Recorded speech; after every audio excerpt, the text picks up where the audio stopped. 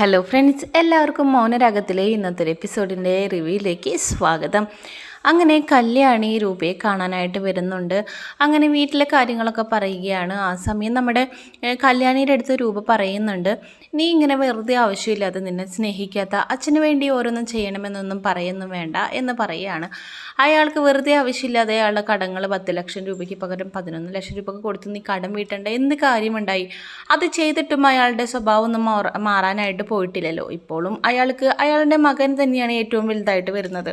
അപ്പോൾ പിന്നെ നീ എന്തിനാണ് വെറുതെ ആവശ്യമില്ലാതെ അവരെ സഹായിക്കാനായിട്ട് നിൽക്കുന്നത്? ഇനിയും നിന്നെ ഉപദ്രവിക്കാൻ കിട്ടുന്ന സാഹചര്യങ്ങളൊന്നും തന്നെ പ്രകാശം വേണ്ടാന്ന് വയ്ക്കത്തൊന്നുമില്ല. നീ അത് വിചാരിച്ചിട്ട് അച്ഛനോട് നിന്നോട് സ്നേഹം ഉണ്ടാവുന്നൊന്നും നീ വിചാരിക്കുന്നു വേണ്ട. അതുകൊണ്ട് ഇനി അയാളെ അങ്ങോട്ട് മറന്നു കളയുക. കാരണം എന്ത് ചെയ്താലും നിന്നെ മോളായിട്ട് അംഗീകരിക്കാനായിട്ട് അയാൾ തയ്യാറല്ല.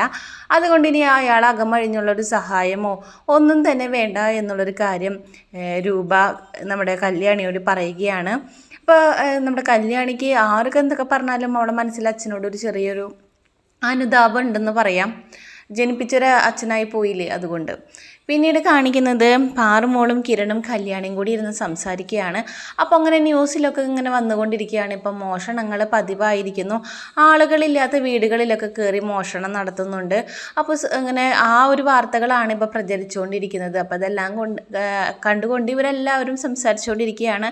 അപ്പോൾ കിരൺ പറയുന്നുണ്ട്, നമ്മുടെ ദേഹത്ത് കിടക്കുന്ന ഓർണമെൻറ്റ്സ് എല്ലാം ഒഴിച്ചിട്ട് ബാക്കിയെല്ലാം നമുക്കിനി ഇവിടെ വെക്കേണ്ട, നമുക്ക് ലോക്കറിൽ കൊണ്ടുപോയി വെക്കാമെന്നാണ് കിരൺ പറയുന്നത്. അപ്പോൾ അത് കേട്ട് പാറുമോള് പറയുകയാണ്, അതാണ് നല്ലത്. കാരണം ഇപ്പോൾ ദേ വാർത്തയിൽ കൂടി പറഞ്ഞിരുന്നു, ഇപ്പോൾ എല്ലാവരുടെയും മോഷണങ്ങൾ അധികമായിക്കൊണ്ടിരിക്കുകയാണ് എന്നുള്ളൊരു കാര്യമാണ് പറയുന്നത്.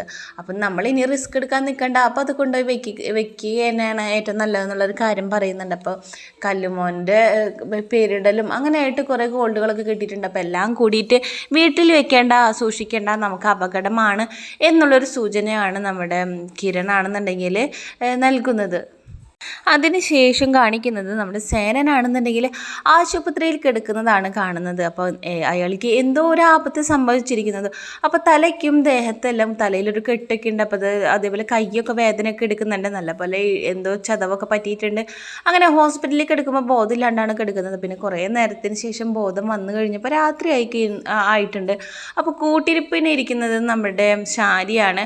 കണ്ണ് തുറന്ന് നോക്കിയപ്പോൾ കാണുന്നില്ല സരയുവിനെയും അതേപോലെ മനോഹറിനെയും. അപ്പോൾ അത് കണ്ട വശം തന്നെ ചോദിക്കുകയാണ്, മോളും മരുമോനും എന്ത് ചെയ്യുന്നു?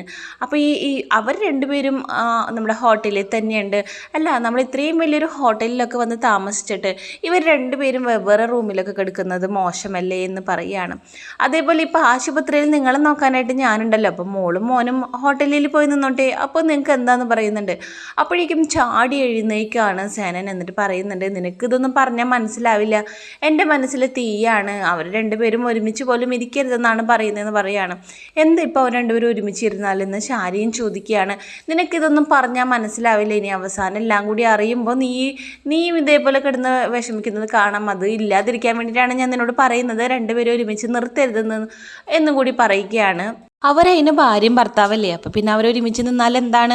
അവൾ കാണുന്നുണ്ടെങ്കിൽ എത്രയും പെട്ടെന്ന് ഒരു കുഞ്ഞ് വേണമെന്നും കൂടി പറയുന്നുണ്ട്. അപ്പോൾ അവരൊരുമിച്ച് നിന്നാൽ തന്നെയല്ലേ കുഞ്ഞൊക്കെ ഉണ്ടാവുകയുള്ളൂ എന്നുള്ള കാര്യം കൂടി രാഹുലിൻ്റെ അടുത്ത് ശാരി പറയുന്നുണ്ട്. അപ്പോൾ അതൊന്നും നിനക്ക് പറഞ്ഞാൽ മനസ്സിലാവില്ല, അവരോട് വിളിച്ചിട്ട് എത്രയും പെട്ടെന്ന് ഇങ്ങോട്ട് വരാൻ പറ, അല്ലെങ്കിൽ എനിക്ക് എത്രയും പെട്ടെന്ന് തന്നെ ഡിസ്ചാർജ് വാങ്ങിച്ച് നമുക്കും ഹോട്ടലിലേക്ക് പോകാമെന്നുള്ളൊരു കാര്യം പറയുന്നുണ്ട്. പിന്നീട് കാണിക്കുന്നത് നമ്മുടെ കള്ളനായിട്ട് മാറിയിരിക്കുന്ന വിക്രമാണെന്നുണ്ടെങ്കിൽ അതിലൊരു ഹരം കണ്ടുപിടിച്ചിരിക്കുകയാണ്. കാരണം വീട്ടിലേക്ക് വേണ്ടതും എല്ലാം തന്നെ കുറുക്ക് വഴിയിലൂടെ സമ്പാദിക്കാനായിട്ട് സാധിക്കുന്നത് കൊണ്ട്.